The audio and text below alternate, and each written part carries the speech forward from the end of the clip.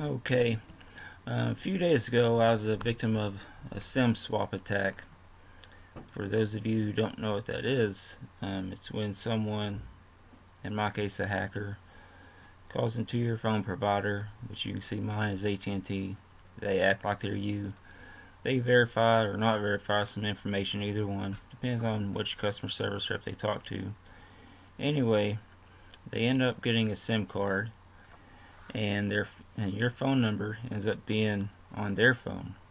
So they have access to reset your passwords through text authentication through a lot of apps, like your banking app or Amazon app. If you wanted to change your password, they would just send you a text message to click on a link or a code. Then you would type that code in, then you can have regain access.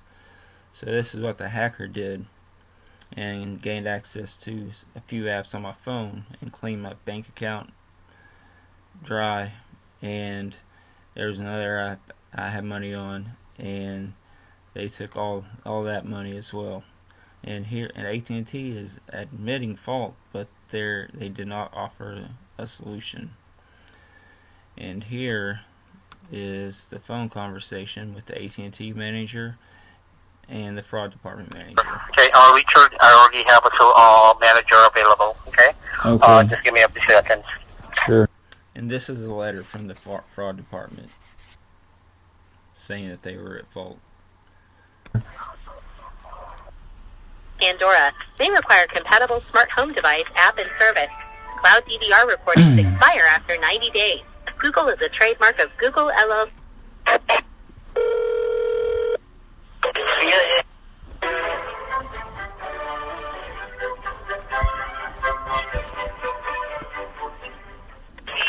Thank you for patiently waiting. This is Ivan, one of the lead supervisor from AT&T. Can you hear me? Yes, I can hear you. Yep, I'm really sorry, by the way. It took me a while to get the call engaged with you. But since I know that this was really an ongoing issue, whereby, if I'm not mistaken, based on the connotation, you've talked to numerous of supervisors and people regarding this concern, right? Yeah, and they either don't help me or I get hung up on. There's a manager that's supposed to call me 2.5 to 3 hours ago. They never called. Fraud department, I spoke to their managers a couple times. They said I need to talk to a customer service manager. And everybody cuts me off. They're getting frustrated with me. It's not been very pleasant. I kind of feel embarrassed in what's going on right now, especially if you talk to a lot of people. Oh, just to let you know, AT&T has been aware of these SIM swaps for a couple years and still has not increased their security. They have a passcode, and that's the highest level of security. And they said they upped my security. I said, how's that? And they said they put a note on it. So, no, it's the high security you'll get. Anyway, here you go. Even for a higher management, and we're not getting any resolution what you've been promised about, right? Have you also been promised for a callback where things didn't happen? Yeah, I was promised to have a call back 2.5 to 3 hours ago. They said it would only be 30 minutes. And how long have you actually spent your time in total over the phone, though? Has it been hours and hours? It's been multiple hours. Yeah, well, to be honest, the reason why I asked, because let's face it, those times that you wasted over the phone is not something I could return back, and that's a fact, right? But of course, in this matter, it's a matter of us taking a look on what's really happening right here. Especially, we're talking about something that is not really you didn't do, right, or without permission, right? Right. Yeah, at 9:06, someone called there to swap my SIM card and took over my phone. And that gave them access to all the apps on my phone, because all the text verifications for the two-factor authentication, a lot of them are through text message. And, okay, and just, yeah, because definitely this is very alarming, not to mention that you've also been with AT&T for quite a long time, right? Like more than 10 years? Yes, sir. This is very concerning, really. But anyway, I'm actually reviewing all of the notation right here because I want to make sure the blueprint will be read, alright? And also, from what I'm seeing here, that this was an escalated concern already.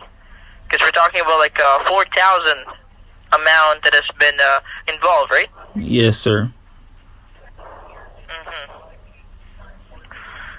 Let me just check this one out here. And that 4,000 amount that we're talking about has been actually used under your account? Yeah.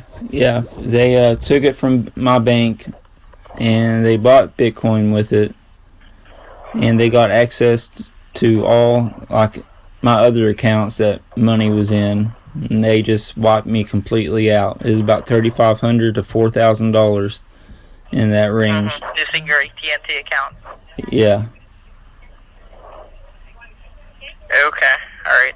Well, for this one, sir, would it be okay if you, because I really, I'm the type of person whereby I'm very straightforward, alright? Well, if this is something that I could resolve, I'll tell you honestly. If it's not, then I'll be, of course, telling it to you directly as well. But, of course, in this situation, we're involving your relationship with AT&T that could be jeopardized. I mean, this is not a joke at all, especially we're talking about a whole sum of money that has been taken out of your account. Whereby, in this case, I know you talked to a lot of people, and a lot of supervisors have actually advised you that there's nothing that they could do. However, it is still going to be a responsibility, and we have to be accountable regarding this situation because we're talking about involving AT&T for this transaction, right? Yes, sir. And of course, whatever necessary you need to take it out of that account, or let's just say the representative who have an access to your account, of course, has to take the full responsibility. To get the call with you, you're still with me? Yeah. Okay, this is me being transferred to the fraud department. Yes, I'm still here. Okay, yep, so sorry for this, but I do have David right here, alright, from one of our specialists who will be helping us out with this existing okay, you're staying that actually happened to your account. You're staying on the phone, right? Yep, I'm still here. Okay. Alright, sir, can I get your first and last name? Okay, and people... Yeah, I'll bleep that part out. Well, y'all aren't supposed to give extra SIM cards to customers, right? Like, if they have one, they can't have an extra one, right? No, that's not true, Mr. Kid. It depends. Let's say if your SIMS card doesn't work or there's something wrong with your SIMS card, you can request that SIMS card to be sent to you, or you can go to the store to get a new SIMS card. Right. But they can't just give me, like, 2 cards just so I can have one to stash away for a little bit or something, right? Well, that's not true. They can if you want to, and if you're willing to pay for the second one, or pay for both of them. Yeah, I mean you can request for how many SIM cards you want. I mean, this is where the security issue lies. There should only be one SIM card, and it should be activated there at the store. It just depends on the store. Okay, I just see that as a really big security issue, but nothing you can do about it. Well, I guess that's the only thing I mean, unless they change that procedure or they change that policy, I'm just giving you as far as what we, as far as AT&T, is allowed to provide the customer. Right. Okay. Well, I guess this is as far as I can go as far as customer service and fraud department, right? Yes, that's correct, Ms. Keelan. I can send you a letter saying that, you were a victim of, hijack on your account. Will you please send that? Yeah. Can you go ahead and verify me your email address so I can verify where I'm sending it to? Yes. Okay. Well, the one that you gave me, that's the correct one here. That's on the account. Okay. And could I make sure I get that before we get off the phone, please? Yeah, give me one. Let me go ahead and send it to you. Okay. Mr. Keenan, go ahead and check your email to see if you received it. Okay, yeah, I got that.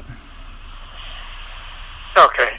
Do you have any further questions for me? That will be it for now. Okay, I appreciate you getting us call, and you have a good day, Mr. Keene. You too, both of you.